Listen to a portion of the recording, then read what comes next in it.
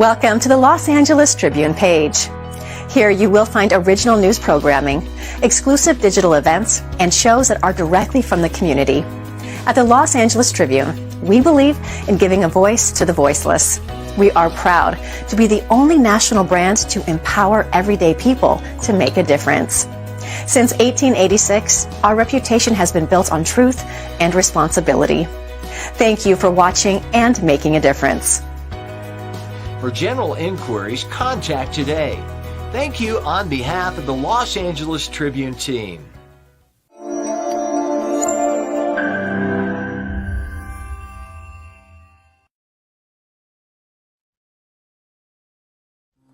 Welcome to a celebration at the precipice of time, where the power of women knows no bounds. Experience HerStory Unfolding, a reawakening of our collective consciousness to the monumental achievements of our foremothers, a tribute to the battles they fought, rights they've secured, and paths they've paved that women all over the world are continuing to navigate and expand upon. Her stories are unfolding, empowering growing, building legacies of pioneering women by sharing their stories, celebrating their accomplishments, and embracing the rights and privileges they've bestowed to us for generations to come.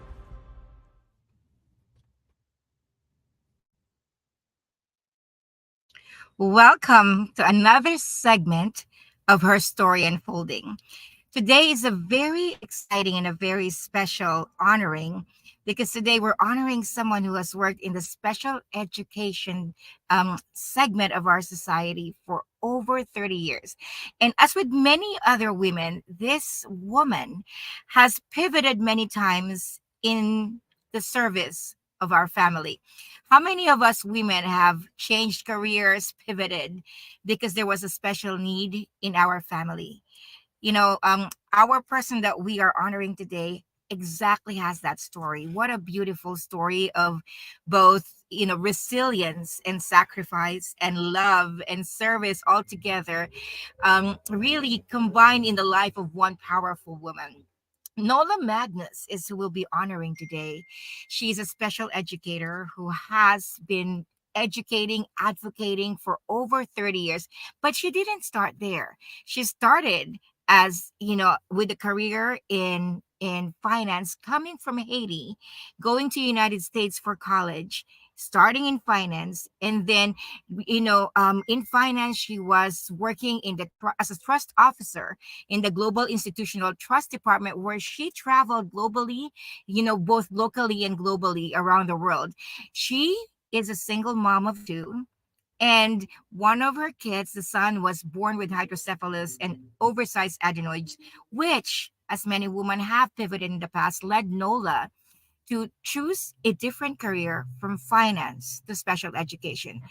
Like I said, for over 30 years now, she has worked across numerous areas in the special education as a teacher, coordinator, administrator, compliance coordinator, out of district coordinator for students aged 3 to 22 who have various disabilities. And like I said, it was born out of her passion for her own child, advocating for her own child, and now learning it and being in the career for over 30 years. We were really, truly honored to have her here with us. She has collaborated with state agencies such as the Department of Children and Families, or DCF, Department of Developmental Services, Department of Mental Health, Department of Public Health, Mass Rehabilitation Commission, and multiple hospitals to support these students. You could entirely see her passion in the way she has collaborated with many agencies. And with such honor, I'm bringing on stage today Nola Magnus. Nola, how are you? Wow, Eva, thank you so much for that introduction. For me, it's a blessing and a privilege to be here. As you said, special education is my passion. I'll never be tiring of talking about that. Well, the way I actually read your bio, Nola, it feels like there's not a place you will stop.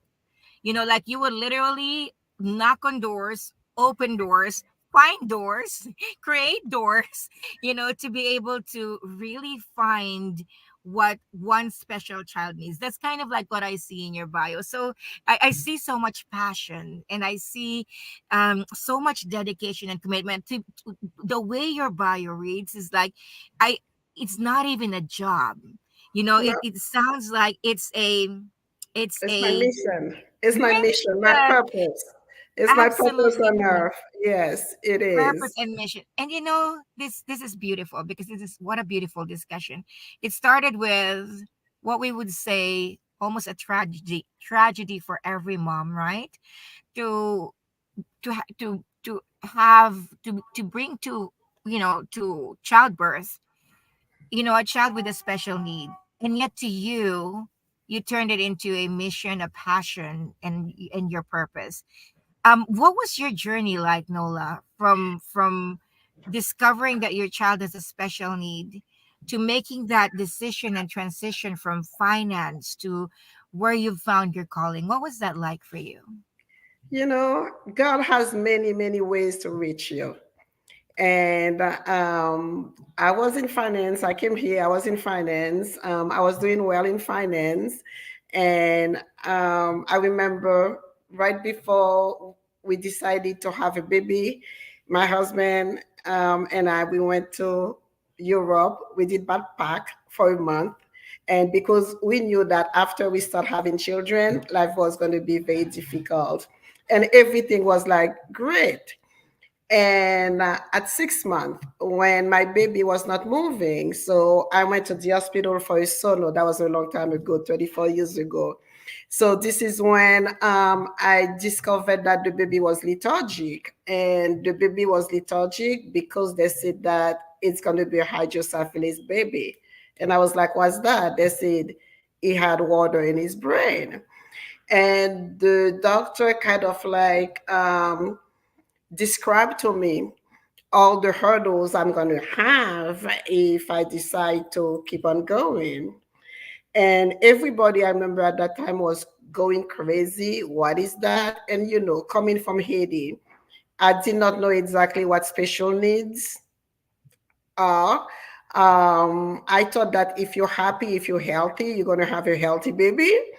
And then when I was talking to the doctors, and while everybody was going crazy around me, I remember that maybe a couple months before, I had a dream, and in that dream, I saw that everybody was screaming. We were like, on a beach, and everybody was screaming, and they said the baby is dying. And I went to the water, and I grabbed a baby, and everybody was clapping, and I came out with the baby, and everybody said, "Oh my God, you saved the baby from the water." And I put the baby right there on the beach, and I said, "What's your name?" And it said that my name is Martin. And everybody kept on clapping. And at that instant, at the hospital, I said, you know what? 2 months ago, in my dreams, I saved a baby from the water. And I believe that I can save this one from the water. So I said, everything's going to be fine. I believe in that. And let's keep on going. And I know that down the road, I'm going to be able to save my baby from the water. And after his birth, it was like a lot of struggles. He also not only had water in his brain, he was born with oversight adenoids. So meaning that for a full year, he could not breathe through his nose. Um, and he had to wait for a year before he could have surgery to remove the adenoids. So all this time, he was using his mouth to breathe. And by using his mouth, he could not use his tongue. His tongue became flat and heavy, so that his mouth has always to be like open to breathe. So by doing that, his tongue never developed and became heavy, and he could not speak. because of that. And then also it could not chew, because if it chews, it's not going to be able to breathe. So it will just swallow his food and then breathe again. And he used to be so cute because he was always smiling, or people thought that he was always smiling, but it was the way for him to breathe. That's why his mouth was always open and he had a beautiful smile. And then so this is when after I had him, and I had to see so many therapists, OT, PT, speech, and name it. So this is when I decided to leave finance, because for me, in order to understand him, in order to support him, I had to know exactly what special education was. And this is when I made that decision that the best way to support him, and also not to go crazy, let's study and find out exactly what special education is. And then I went to get my master's in special education, and just did a turnaround. And I remember in finance, my colleagues used to say, you cannot do that. There's no way you're going to leave finance to go to special education. And this is when I started with my term, where there is a will, there is a way. And I did it. Nola, there's so many amazing things about your story. Really beautiful things. Um, First is like the resilience, even, and the smile in your face to say he's so cute. Like he can't breathe from his mouth. When my youngest child, I'm just gonna share this with you. My youngest child was born a little too late, and he had moved his bowels before he was born, and so his airways had swallowed or sniffed, breathed in feces already, or stool, or bowel movement, however that is, and it disabled him from being able to breathe through his lungs. So I noticed that 3 days he couldn't suck. Every time he would suck, like to feed, he would gasp for air and cry out loud because he couldn't. So like when you were saying like he couldn't breathe through his nose for 1 year, I'm just like, I was brought back to that moment where I could just imagine how difficult it would be for a child who relies on sucking, bottle feeding, right? To even like interlace sucking and swallowing with breathing from the same area, and how that could have caused difficulty in his nutrition, and probably in his growth and its weight gain. But it's so beautiful how you say that story with a smile, and how beautiful and how cute, because I'm like, I honestly could not describe that moment of my son as cute. Or I always say that as parents, I feel like we feel the pain more than our child feels it. Like I We, feel like we suffer more than our children suffer themselves, we right? Like do. We you do. know, And I like to say that God never gives us more than we can handle. And it's exactly the same for the child. Because we probably know a different way, but the child does not know it yet.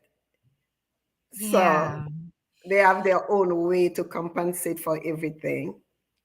That's so good. So I just wanted to underscore this for moms out there. It's where we are at Her Story Unfolding, celebrating women's legacy. And Nola, just the way you carry yourself and the way you carry this with so much grace and peace and joy is a legacy to many mothers who may be undergoing the same thing, who or in the future will go under the same thing. I love what you said about God does not give us more than what we can handle or what we've been equipped to handle. And so is the child, right? And that even calmly saying the child won't remember it yet. So at those moments of difficulty where as a physical therapist myself, my background is in physical therapy, I've sat with many moms, who cried for their kids, who cried on behalf of their kids and with their kids, as their kids are either going through procedures, or as their kids are going through the difficulty and the pain of all of the therapy that you just described: physical therapy, occupational therapy, speech therapy, all of that enables your son to recover, and yet it's so tedious.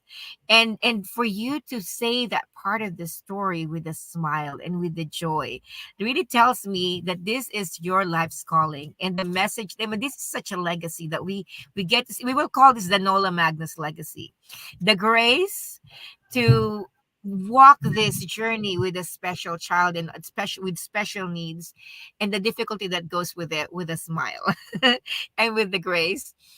So And I was gonna say, actually, I found out with that once I surrendered to the mm, situation, and once I took step to find out exactly what can I do with what I have, I found out that God put many angels through my path to help me.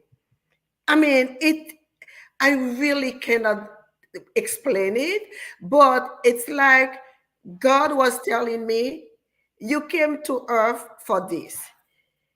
And mm, you had to go to that way in order to follow your purpose, follow your mission. And not only your son going to benefit, but a lot of other people going to benefit. Because honestly, when I started to work, even when I work, I'm working at a big public school district, and it's quite difficult to get there. But when I went there and I told them about my situation, and then they were like, oh, we'd love to have somebody like you. And when I started to work there, the more I was working with the kids that have special needs, the more I was helping them. And guess what? Little miracles was happening also for my son. It was like unbelievable. And I became so passionate about it because I could feel the hurt of the families. I could not only I am educating their children, I'm giving their hope, but it's not a job. It's not telling them what I know from the books. It's like telling them what I am living. As you know, I can share the pain, I can give them hope, I can give them example. It's just like, because sometimes they're just scared and they think they're alone, and I know you're never alone. You are never alone in anything that you're going to face or anything like that. Somebody else has the same story with you. So that's why I was never shy to share the story of my son, because I know it gives a lot of family strength. And the more yes, you believe, absolutely. Continue, Nola. Absolutely. no, And the more. I was like, the more you believe, the more you can work at it. And then you celebrate every little joy. And just a little bit of joy is going to become bigger and bigger and bigger, and miracles happen. I call my son my miracle son, because when my colleagues or my friends see him, and they were like, oh my God, because he's totally independent now, working, actually is working as an assistant teacher with kids with autistic. So because it feels them, it reads energy pretty good. Like whenever we meet somebody, we say we need him to see that person, because it will automatically tell you if it's a good person or a bad person. So he's so compassionate. It's like a gift to me. God actually blessed me with Absolutely. the gift, something that could have been totally, completely different, but it turned out to be a blessing for me and his sister. This is the testament to we can turn anything into a blessing if we believe it. I love what you said about believing and surrendering. I wanted to acknowledge, Nola, that we've got people in the audience who are like leaving your comments. Cassandra said amazing testimony. We've got Eunice, said such an amazing and encouraging testimony. What an inspirational story from our Los Angeles Tribune social media manager also. And Riz is saying this is fire. So I just wanted to encourage our audience, tag somebody who is, even if it's not, they're not having a special child, but are really struggling with raising a child, raising several children.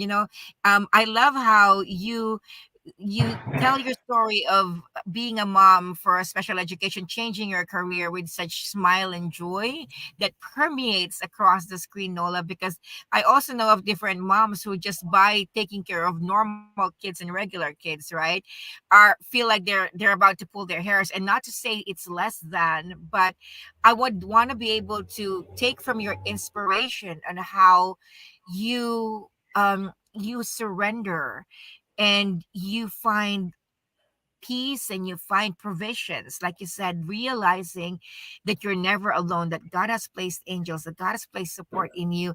And even as you've pursued the studies of it and mastered in it, realizing that now this is your special mission. So I wanted to ask a few things, Nola, about special education, right? Special education, and especially for parents who are finding that they're needing support, they're needing resources. What's the one thing that you can tell parents of special children, if they're feeling alone, overwhelmed, sad with realizing that they have a special child? What's something that you can start them with to give them a direction or an encouragement? The first thing that they need to do is really to contact their public school district, because once the child becomes 3 years old, the child automatically goes under the schools. The insurance is not going to cover any speech therapy sessions or any OT or PT therapy sessions, because now, at least in the state of Massachusetts, it goes automatically under the school. And they can you can, as a parent, you always have that right to ask a school district to do an evaluation for your child. The earlier the better. They can start assessing the child when it becomes, like, let's say, 2 years and 9 months and 10 months. So by the time he turns 3 years old, the evaluation can be completed, and then the child can go to an early childhood where the child can find the services that he or she needs, whether it's speech, whether it's like social interaction, whether it's just like pre-academics. The services are there, but the parents really need to contact the school district by the time the child turns 3, if they suspect that the child has one or more disabilities. And then by then, once the school once they contact the school, then the school will send them a consent to agree to do the evaluation. And once we start with the evaluation, then they have an IEP meeting. This process lasts about 45 days. And then either the child will be eligible to receive services, or the child will be eligible to receive some services, or the child is not eligible to receive any services. But at any time, between when the child is 3 years old to 16, 17, 18, a parent always has that right to ask a school district for an evaluation. And if the family does not agree with the result of that evaluation from the school district, then they can go further and ask for an independent evaluation that the school district will pay for that. When you mentioned right, you know, I love that you mentioned that, because that was going to be my next question. Like, what are the rights of both the child with disability and the parent with who's caring for a child with disability? Because I always say something, which is why we're celebrating her story unfolding, is if we don't know our rights, technically we don't have any, because we don't know how to stand or claim our rights or stand by it. So, there were some things that you mentioned, including, the right to an evaluation in a school, and a right to contested and disagree with it and ask for an independent assessment that will be paid for the school. In addition to those, what are some of the other rights that parents should be aware of if their child has a disability? Um, if the child already has a disability and is eligible to receive services at a school, they usually have an annual review, like they have a review once a year to find out exactly how the child is making progress, if the child is making progress. But the parents really don't need to wait for that once a year review. Parents are always eligible to ask for a meeting at any time with the schools. They don't have to wait for that once a year. And at the same time, the law says that every 3 years, the child's supposed to have reevaluation to find out if the child is making progress or regressing. The law says 3 years. But again, if the family suspects that the child is not improving, that something switched, or suddenly the child is making more progress than anticipated, again, the family has that right to ask for a reevaluation at any time, not just by the book. But in every state that you're going to go, there are always the parent rights under the special education services from that Department of Education. So it's there. It's any parents can access it. Yeah. Can you say that again, Nola? The parent In every rights. state, where are they able to find those rights? If you go to, like, in Massachusetts, there'll be like Department at DESI, Department of um, the Department of Education site. And then if you go under special education, you'll be able to see that the parent rights. So good. Thank you so much, Nola. How about, Nola, for like the rights for treatment? Special therapy, speech, occupational therapy, medications, doctors. When a child is discovered with disability, like the assessment revealed some form of disability, what are the rights that go with that? Basically, once they identify the services that the child's going to receive, then whether it's speech therapy, usually it's like once a week or twice a week, whether it's PT and OT. Once the school has identified that those are services that the child needs in order to make effective progress, and once the parents sign and say, I do agree with those services, this is what my child needs, the parents should know that if they move, wherever they go, this is a federal document, and wherever they go, they need to present that to the school district so that they can continue to receive the services. Even if you are in California and you move to Massachusetts, you will be receiving the services. And after 30 days or so, they will do a conversion meeting.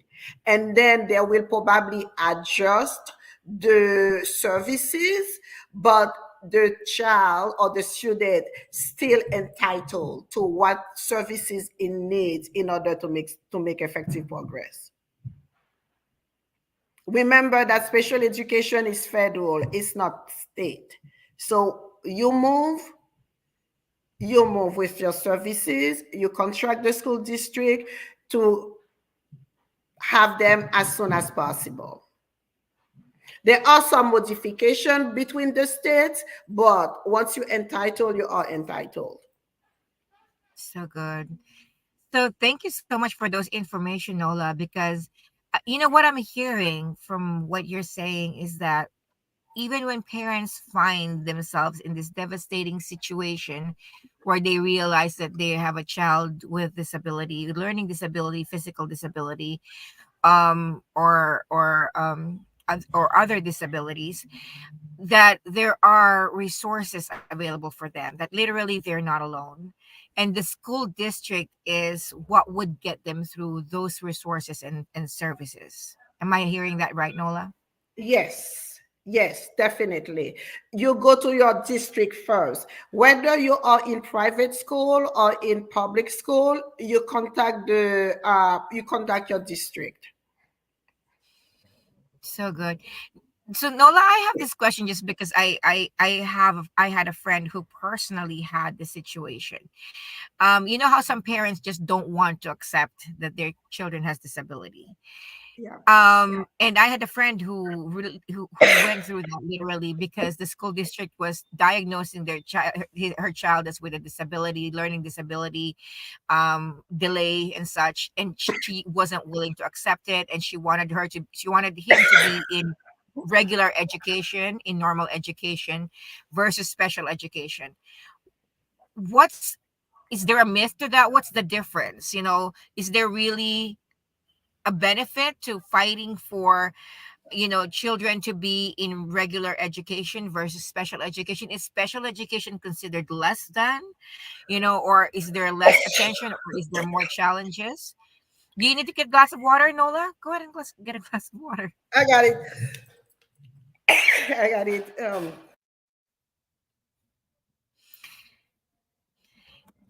Sometimes the parents are in the denial stage. Mm-hmm. It's there, but they don't want to recognize there because every mother, every family wants their child to be perfect, to be normal. And once you say that, my child has a disability, which I really do not like that term, because disability has really a bad connotation.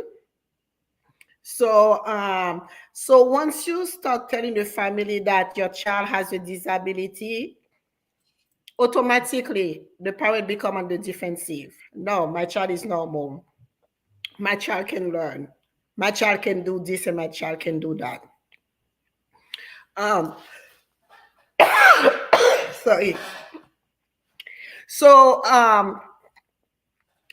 this is when we need to come with data to say that I understand exactly how you feel about your child, but this is the data.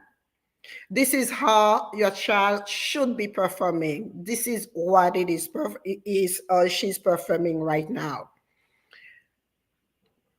We can support the student. We can support the student. However, we're going to need your cooperation. And just because that child has an IEP now or is labeled with a specific learning disability does not mean it's forever. So, but at the same time, also, you find those parents, their child is in perfect health, does not need support, but they want it. So you see it both ways. Both sides, yes, both Both sides. sides. Mm-hmm. But also, I always let the parent know that in terms of a type of disability, you have to advocate for that also, because I don't want any school district to label my child with a disability that can interfere with his future life when it's not the correct one. Absolutely. I love that. Like both ways, right? Advocating for when a child needs special education, and advocating also when they don't, so that they are in normal education. So Nola, I love all of the information that you're giving. We've got so much comments from our audience appreciating, saying like, this is very informative, thank you, that they are unaware. David Jones, our regular avid fan in the Los Angeles Tribune, says it's very good information. And even our CEO, Mo Rock, says it's amazing. So I just wanted to give you those give you those feedback from It's my people who are passion. watching. Thank Yeah. you so So much because. Go ahead. Well, no, that's perfect. You're perfect. But what I wanted to do at this moment, for a little bit, Nola, is to go have a commercial break. And when we come back from our commercial break, we'll have more questions for you. So we'll be right back. So for those of you who have just joined us at Her Story Unfolding, we are talking to special educator Nola Magnus, who has been an advocate, a coordinator, and teacher in special education for over 30 years. So we'll be right back with more questions, and you can put your questions on the chat and more answers when we come back. Welcome to a celebration at the precipice of time, where the power of women knows no bounds. Experience Her Story Unfolding, a reawakening of our collective consciousness to the monumental achievements of our foremothers, a tribute to the battles they fought, rights they've secured, and paths they've paved that women all over the world are continuing to navigate and expand upon. Her stories are unfolding, empowering growing, building legacies of pioneering women by sharing their stories, celebrating their accomplishments, and embracing the rights and privileges they've bestowed to us for generations to come.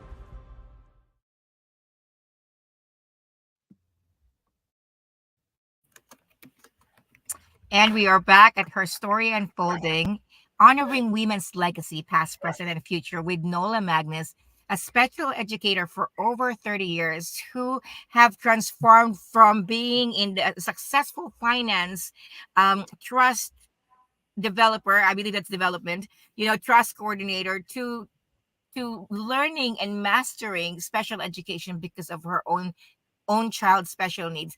But what a beautiful story. Sometimes when we're from where we are, we don't see what could be possible in the future. Literally, when you said I had a dream that I'd save the child from water, I can save this child from water because he was having water on his brain with hydrocephalus. Now he's 34 years old, living independent and working, right? Pure miracle and faith. And also, but I have to say that was key for me. Exposure was key for me. I never treated him as a child that has a disability. Involvement in everything: swimming, basketball, football, traveling, every single day, every single thing that I could do in terms of exposure, it was for me. Even I remember that when he was in high school and my daughter was in high school also, I never really let my daughter get her license to drive, because he had his license, persistent. He was very persistent person also. When he got his license, so I gave him a car. So all those high school dances that he had to be under invite number 1. If he cannot go, she cannot go. And on weekends, I do not drive to the mall, and I do not drive to the football games or to the dances. So he had to go with his sister. So now all of his sister's friends became his friends. So that's how his social life was able to be like, basically improved a lot, because his sister and him, and he was always and they needed him. And this really made him become much more confident, because they needed him. He needed to drive them around. He needed to be part of them. And I remember also in terms of like exposure, my daughter, because she was a member of the Boston Youth Symphony Orchestra, and also she was a member of the chamber orchestra of her school. She plays the cello. So every summer she used to spend the summers in Europe for concerts.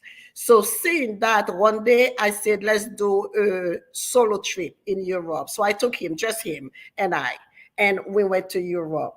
And it was like the best thing that I could ever done for him. And I did that also because at one time, Oxford University in England invited me for a session. And when I was telling him about his story, this is when they told me, why didn't you come with him? And I'm like, I did not think of that. So that the next year, Budapest University invited me. So I went to Budapest with him. And that was the best thing I could ever done. Because the following year, when his sister was going to go to Budapest for music, for concerts, he was the one to tell his sister what she was going to see in Budapest. And that year, when he came back in September, his teachers were like, what did you do? Because he came back totally a complete different person. And since then, it was like, you know, miracles after miracles after miracles. And his life, my life, everybody's life changed because it was so great to see. And within that same period of time also, I'm talking about his 16, 17, I had the same dream. When I had the same dream, somebody was dying in the water, and I saw I was on top of a hill. As I was going down to the ocean to save the person that was in the water, I saw a young kid coming out of the water, walking by himself, and everybody was clapping. And I woke up and I smiled and I was like, okay, your job is done or almost done. He's gonna be okay. He's gonna be walking out of the waves by himself. And everything changed from then. It's just beautiful. God has many ways to kind of like support us. And every time that I see him, I see God doing Mm. his really. I mean, that's the only explanation I could also come up with because you're also a single mom. Yes. So, single mom with two kids, with one kid with special needs, and you're pursuing special education, studied mastery, masters in special education, pursued all activities like a normal child for him, raised him as someone that's normal. I mean, how is that even possible with finances as a single mom? How do you both care for and support the child? Are there support financially that are available for families with whose kids have special needs?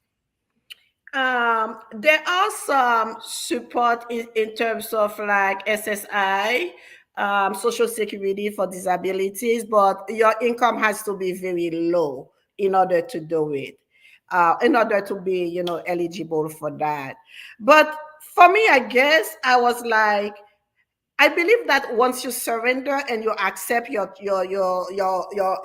cross, I should say, then God sends, little projects here and there. I did teach at a community college, okay, 2 nights or sometimes 4 nights a week to help out. I do speak a second language, a third language, I should say, but I do speak Creole and French. And I always receive projects in terms of like translation to translate this document in Creole or in French. I don't know. There's always a project coming in, from heaven for me, but it was like we did it. That's all I can say. We did it, and we did it with joy. We are a happy family. We always kind of like traveling, having fun. Three in a bundle, the three Absolutely. musketeers, and both kids has the most wonderful relationship. It's just like they're very, very close, and it is what it is. I guess once you accept your Yeah. lot, God helps you, and you'll find angels in your way to help you go through it. Never complain, That's and I'm always thankful and grateful for every single day of my life. Okay, we get to bottle that and sell that as a perfume, okay? That essence of never complain, always be grateful, in gratitude, every single day of our life. That is an antidote to anything in it. Because this could go very differently, right? Have all of the complaints, see it from a place of misery, woe is me, for my child. But with your attitude, with your acceptance, we always magnify what we focus on, and focusing on gratitude and focusing on provision, the little things and the little blessings that come along the way just makes it bigger and bigger and bigger. And like I said, joy and fun is a part of how you've raised your kids. Now, I wanted to ask, what was it like working in early childhood for you since you transitioned out of finance? Actually, from finance, because I did finance, so the school district thought that I could be good in science and math because of finance. So that my first position was like in science and math, but helping kids that have special education. And I loved it. I just loved it. It was, for me, it was at work. For me, it was like, because when you come from finance, you're working 12 hours a day, and then suddenly you are in the school district and you're working with kids, and it was like fun, absolutely pure fun. So that, and seeing the feedback, it was like so much different because it was humanly, it wasn't numbers anymore, it wasn't making clients happy, it was like making children happy, and you could see it in their face. So it was great. So I did 5 years with these kids, and then after that I went to the babies. And then when I went to the babies in early childhood, I thought I was in heaven. Oh my God. That was like so joyful, holding them and seeing their smile and giving the parents really the hope that they need, the support that they need, because it's new to them. It's totally new to them. They're scared. And this is when I felt really that the beginning of my mission really, really started. And then the more I was working with them, the more I could understand also what Jeffrey was going through. So it was like hand in hand. So I went through all the phases from 3 years old to 22 years old. Yeah. Well, that was so beautiful. I love how, even coming to education, you see the joy, even the experiences with children. Like it's I could feel your joy across the screen, in the, coming from finance and pleasing people, and working 12-hour days to now working with children. You turned something that was to be a tragedy into a fun, delightful story filled with joy. Wanted to ask, I know that you also transitioned from being an educator, being teaching in early childhood school, to now being an advocate for special children and special education. What's that like? What's that transition like for you? Actually, I am still working at the school, but I always advocate for them, and I'll always advocate for the families also. And then just like, direct them in the right, because you don't know what you don't know. And sometimes they are at a loss and the resources are there, so you can always let them know exactly what resources are going to be for them, especially now when the student is starting to be like, 17 and 18 years old, and the parents are at a loss because they don't know exactly what's going to happen next. But you talk to them about the transition services, they're still not alone yet. The school is still there to help them out. And even after the schools, they still have some agencies to work with them. We have plenty of agencies in Massachusetts. We have Mass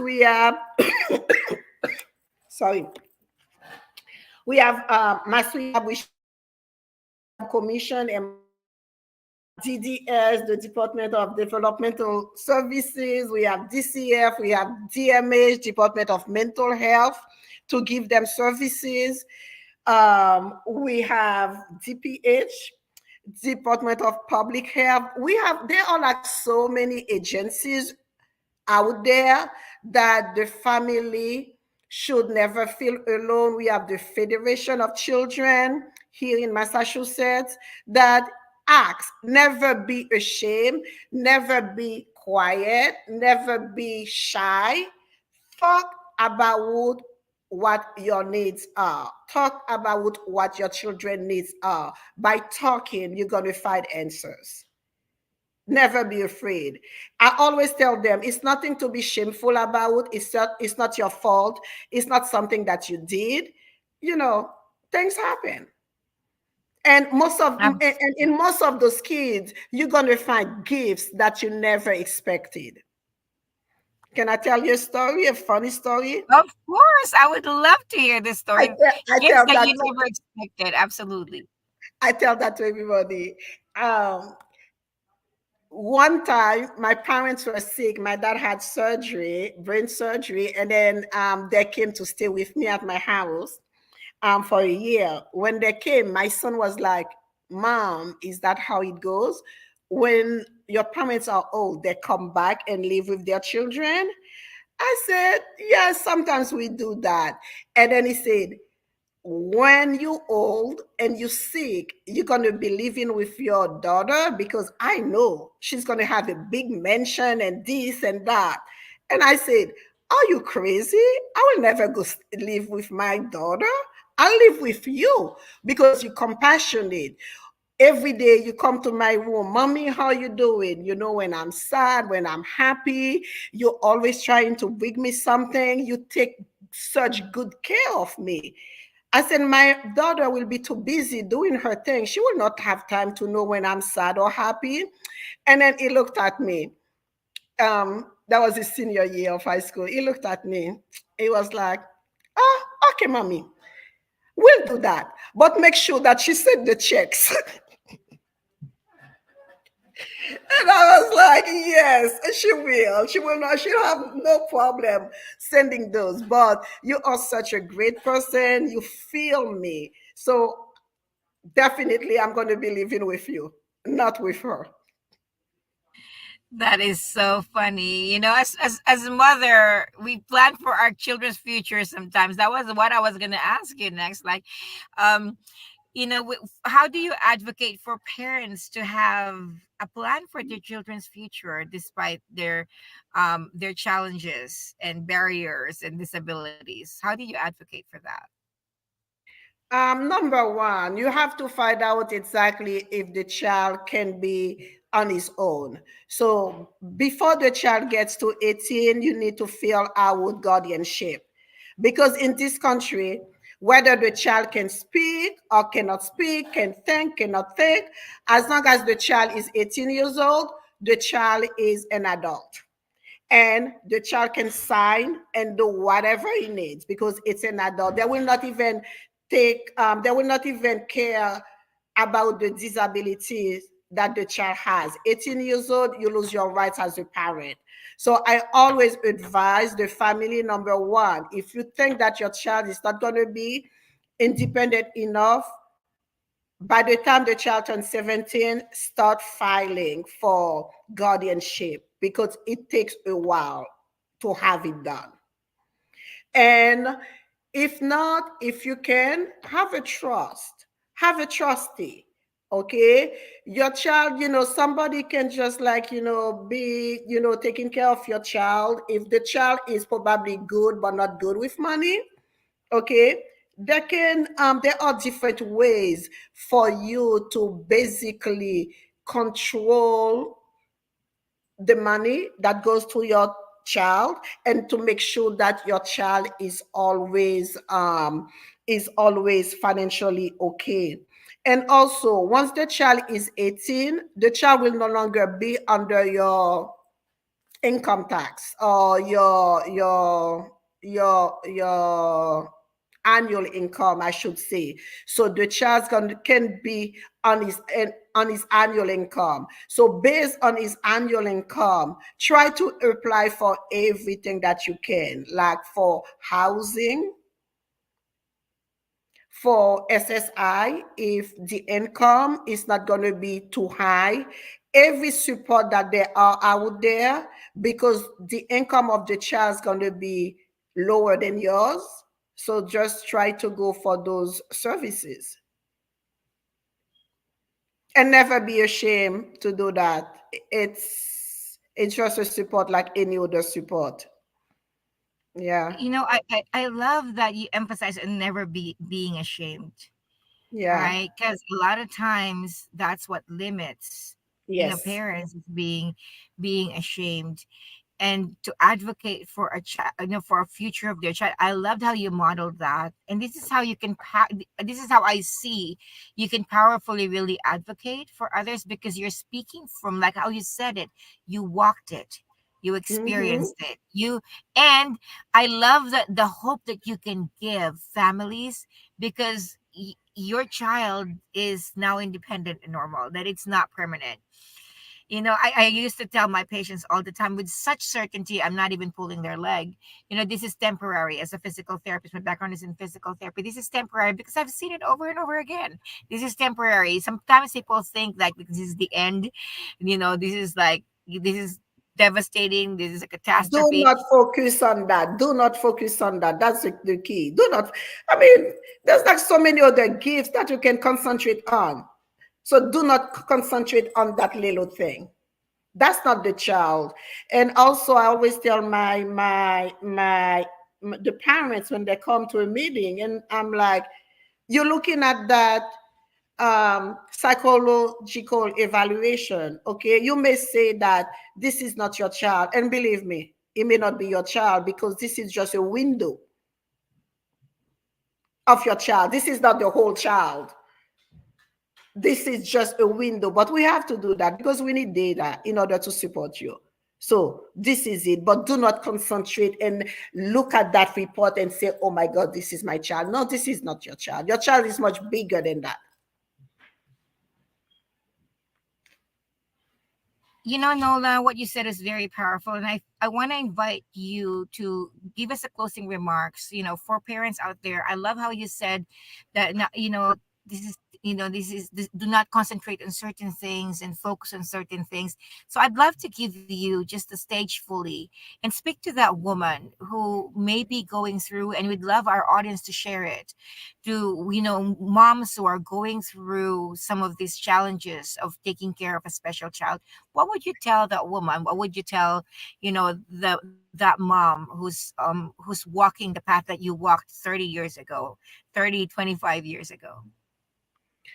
Okay, for me, it's like always do the best with what you can. And also, having a child that has special needs can be very challenging. I'm not going to deny that. It's really challenging. But at the same time, I always believe in two things: acceptance and taking action. Once you accept the situation, then you're gonna look for actions. And by taking actions, it means like talking to everyone, fighting about resources, never stop asking for help, and always believe that things are getting better. Things will get better. And also, your child is a whole person. Your child is not his disability. There is a disability and there is your child. Your child is lovable. Your child can laugh. Your child can hug you. Your child loves you. So concentrate on the positive things. As much as you concentrate on the positive things going to be bigger and bigger and bigger. But at the same time, you need to be the biggest advocate for your child. Find the resources, talk to people, see how you can get services. Make sure that not only you get the services, but your child is actually receiving the services. Pay attention to see if your child is progressing or if your child is regressing. If your child is regressing, go back to the school, find out exactly what else can we do in order to make sure that he can progress. Um, if your child needs guardianship, apply for that early. There are transition services. Find out what they are. What's next? You're not going to be here forever. If something happens to you, what's going to happen? All those paperwork have to be in place. You need to deal what you have in front of you. And every single little triumph or little things that your child does, please celebrate it. Celebrate it. Because confidence going to come from inside the house first before it gets it from the outside. Always, always celebrate your child. God gives you that child for a reason. Find a reason. Love that. I think that's a powerful way to close this. God gave you that child for a reason. Find that reason. I just wanted to underscore, Nola, some of the comments that are on the chat from people who have been watching. We've got Eunice, strength of a woman, sending love from Kenya. Liz says, "What a beautiful story. I'm crying." Shella Moses saying, I'm watching you guys from Zambia, Africa. I love all your stories, building me confidence to be my own boss. Um, and Glenn actually also wrote this ability is equal to a different ability. So I love and of course we've got comments on how they love what you're saying. Very informative. So Nola, I just wanted to appreciate you and thank you for sharing yourself, your passion. Yes, we've got additional comment for Parisa Rose, and Parisa Rose is an 8-time Olympic, no, NCAA All-American champion who also coached a team to lead 7 titles in All-American titles in one season. So such an honor to have Parisa Rose also acknowledging you, Nola. And with that, Nola, I just wanted to really thank you for sharing not just your story, but my God, how you live your Yeah. life, the choices that you've made along the way to choose joy, to choose blessings, to choose positivity, choose to see the goodness in everything, and now to choose to inspire others, other moms, advocate for special education. What a life! What a life you live, and we cannot put words to just the everyday choices that you've made and how you continue to inspire. But in the Los Angeles Tribune, we just wanted to be able to honor you with an award that acknowledges, the contribution that you make to the world. And it's the Nola Magnus Empowerment and Upliftment in Special Education Award. This award is bestowed upon an exceptional woman who has demonstrated outstanding dedication, innovation, and compassion as a special educator. This prestigious accolade celebrates her remarkable contributions to the field of education, specifically in nurturing and supporting the diverse needs of students with special needs, as well as their parents. Oh my God. I'm so honored. I'm so honored, really. Thank you, Eva. Thank you, Mo. Because for me, it's a privilege to be here. And it's just like I'm so happy that you were willing to listen to my story. It's just like I don't know, I'm doing God's work. That's the only way to put it. It's just like if I can give one parent a hope today, if I can support one kid and make them that there's always, a silver lining in everything, I'm just happy. Because I said God loves us. God set us here to be happy, and we have to find a way to be happy. And we can find a way to be happy if we concentrate ourselves on the good things. Absolutely. I wanted to read Parisa Rose's words. There's a different kind of grace upon the beautiful Nola Magnus. Grateful to be in her presence with the Los Angeles Tribune. Absolutely. The different Thank you kind of so grace. much. Yeah. And thank you for being an inspiration to us watching from the Philippines from Glenn. So to all our audience and on behalf of the Los Angeles Tribune, our CEO Morak, who is a stand for honoring women and giving women voices a platform. We honor you, Nola. We thank Thank you. you. Thank you. And Feeling so thankful and grateful. Thank you. you're welcome. Oh my gosh. We can't honor you enough for the life that you've lived and you've chosen. And we look forward to what you shared today impacting more families, more parents out there, and the generations to come. Because when something's online, it's online forever, right? It's So the beginning of my journey. yes. So Nola, if ever there, I forgot. I'm almost gonna close without that. If ever there are parents with questions on special education, what's a way they can reach you or maybe like connect with you for I'll give you questions? my nolmag17@gmail.com. That's Okay. my that's my personal email. It's NOL, the first three of my first name, MAG, the first three of my last name, 17@gmail.com.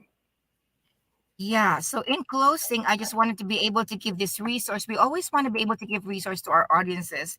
Here's an email that you can contact Nola Magnus at NolMag17. We got it in both places, both on the banner and on the ticker, 17@gmail.com.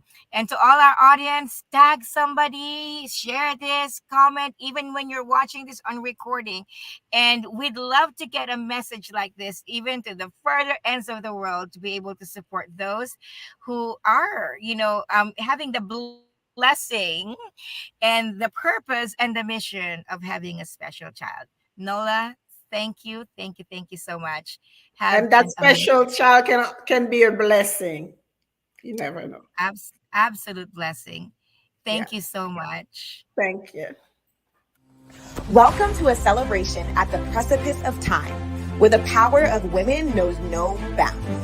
Experience her story unfolding, a reawakening of our collective consciousness to the monumental achievements of our foremothers, a tribute to the battles they fought, rights they've secured, and paths they've paved that women all over the world are continuing to navigate and expand upon. Her stories are unfolding, empowering growing, building legacies of pioneering women by sharing their stories, celebrating their accomplishments, and embracing the rights and privileges they've bestowed to us for generations to come.